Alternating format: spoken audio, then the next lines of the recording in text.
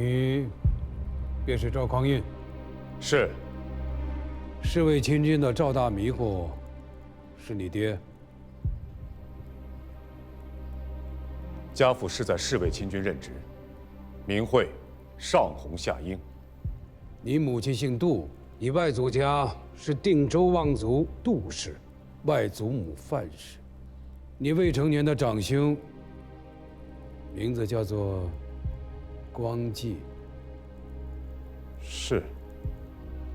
书信上说，张彦泽当朝太尉及年的宿将，在大潮之日被一个弱冠少年持刃刺伤。如此荒唐的话本，他们是如何编造出来的？吴越前世与张彦泽无冤无仇，何以要当殿伤他？末将职分卑微，不得上殿。实在情形，只是听家父提及，张贼恶贯满盈，欲杀其者，何止九郎一人？仔细想来，那天在大殿之上，必定是乱作一团，伤人者绝非九郎一人。但那柄刀子，的确是九郎带上大殿，便由他背下了这个罪名。这还像点话？你父亲也是世家子弟，上过阵、见过血的，手下好歹也带着几千兵马，说出去也要称一声太尉了，却让一个南边来的小孩子当殿亮了刀子。怎么了？汴梁城里便是没有好汉子了吗？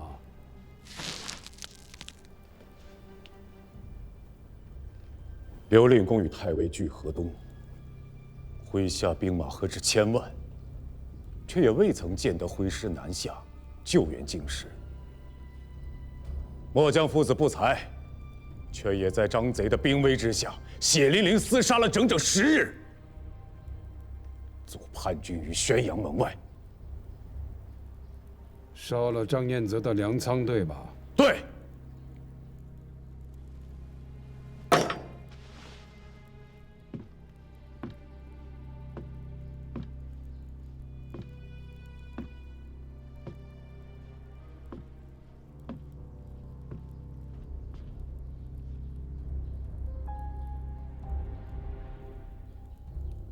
带着侍卫亲军那帮废物出来，能在张彦泽手下走上10日，不落下风。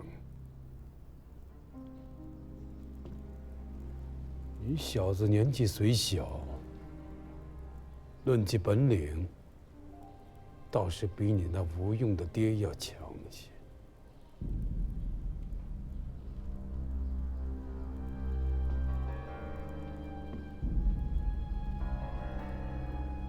傻小子，你爹比你聪明，他这次是押对了吧？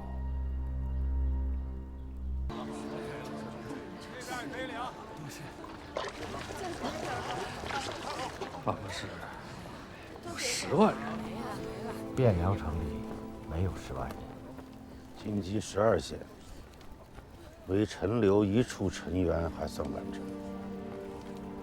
却也没有人了。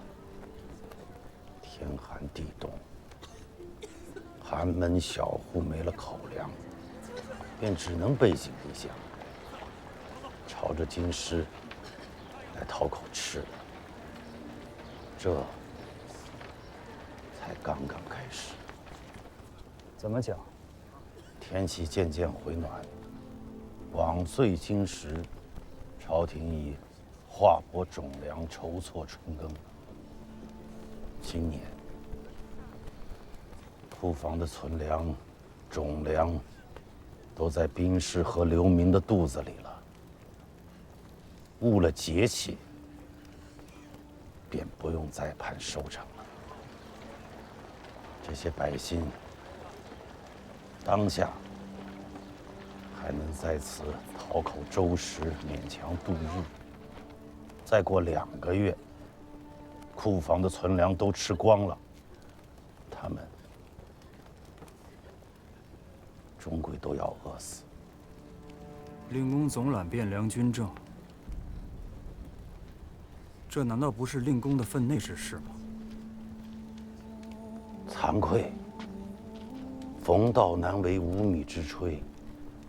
内外库食皆在令公手中，令公到底缺什么？冯道一介昏聩老朽，食不足一盏，寝不过一榻，老朽什么都不缺，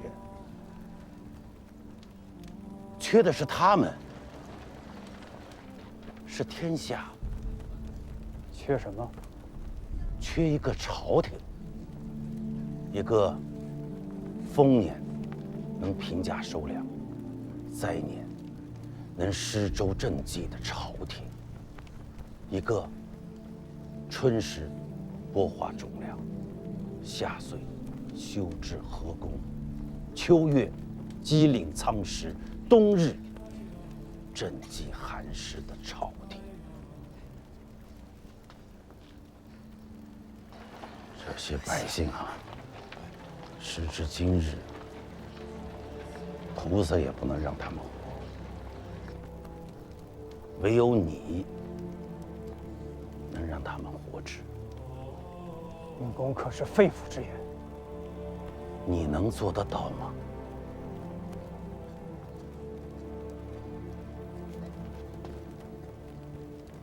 蒙尘何在？陛下，臣在。小谕宫营内外，南北各城，自即日起，大河以南，不可再打草谷。各军所需，皆要记录在案，誊表造册，上奏公帐决断。臣奉诏。令公，可否？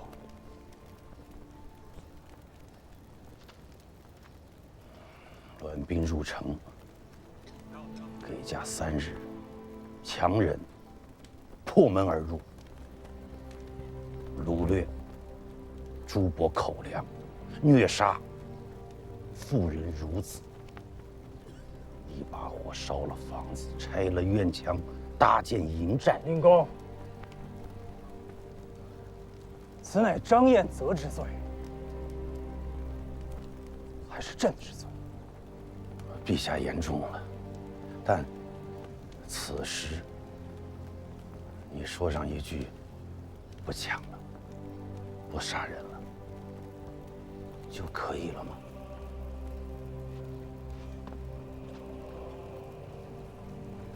你到底想要什么？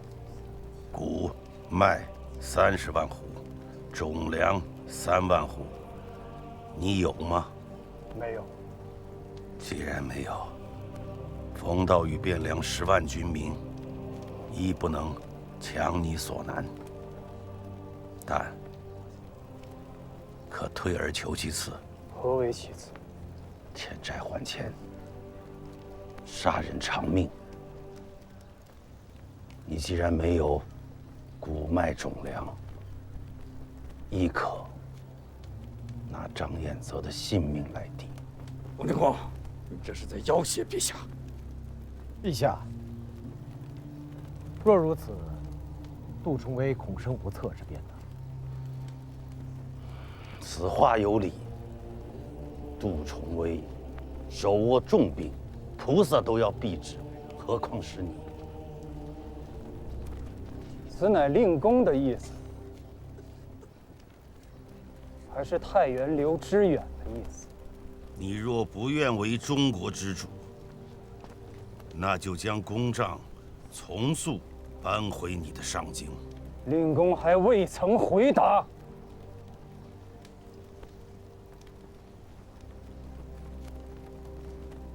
心怀天下之人，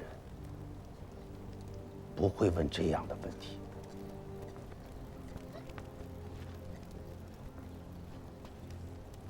倘若朕杀了张彦泽，令公敢保杜重威不反吗？不敢保。但老朽敢赌，杜重威身在腋下，老朽身在京师，无城无兵。若杜重威敢反，老朽的这颗头颅，你拿去便是。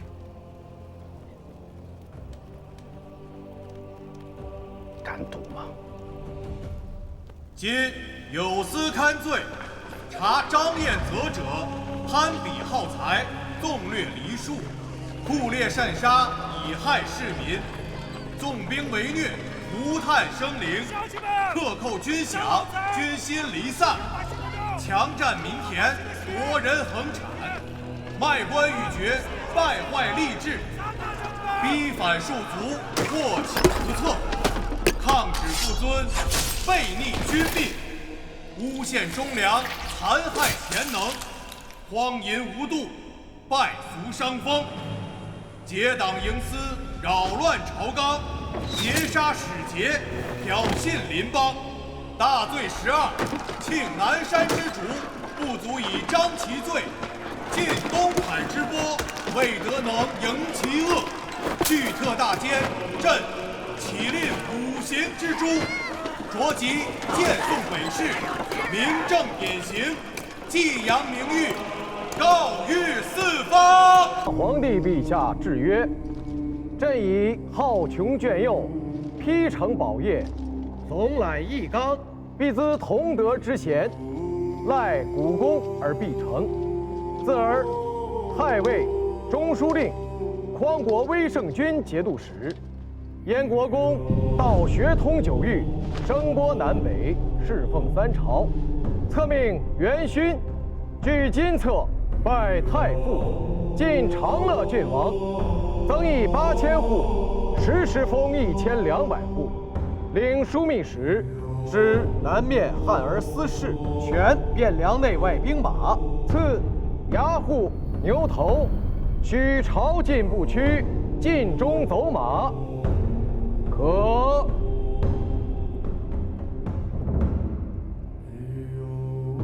臣冯道奉诏。朕得大统，国号之事，还要劳烦太傅了。杨氏以隋国公而得统，国号称隋；李氏以唐国公而得统，乃成300年之大唐。陛下基业，得之父祖，宗社诸庙，虽不得大唐敕封，却沿袭自松漠都督府旧制。松漠以辽地为治所，陛下称国，号可曰辽。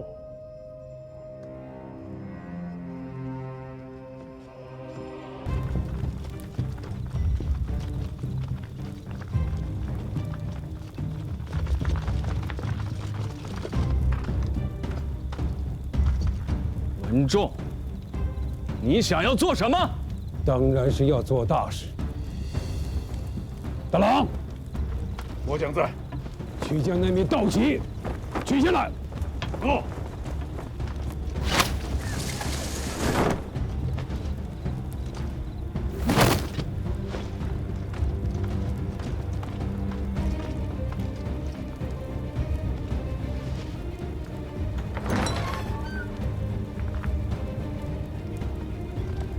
文仲，怎么回事？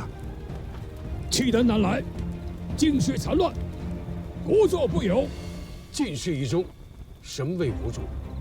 社稷有倾颓之危，黎宿有倒悬之苦。河东12州市民兵变，恭请大王以天下苍生为念，诚因窃运克及地统，今徽南下，预定中原。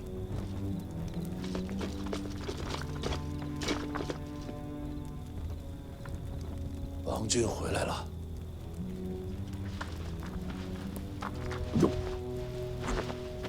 文仲，凤麟公说，属古麦各30万户，重量3万斛，入京时可为天子。固守实时2代国恩，不能为此不义之事。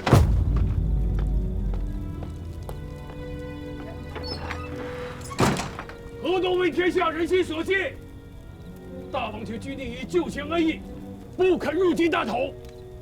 我等受大王恩义上拔，当气血在庭。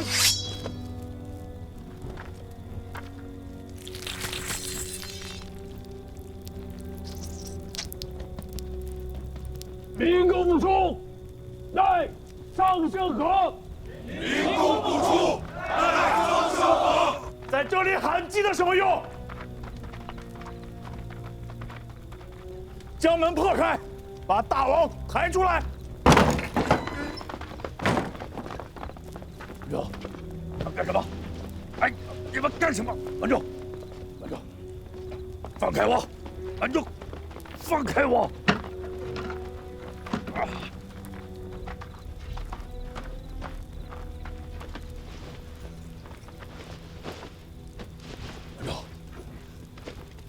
显得公义不义啊！小人小义何足为论？社稷安危、苍生福祉，方为大仁大义。臣苏玉圭，请大王即皇帝位。尔等有些过于不义呀！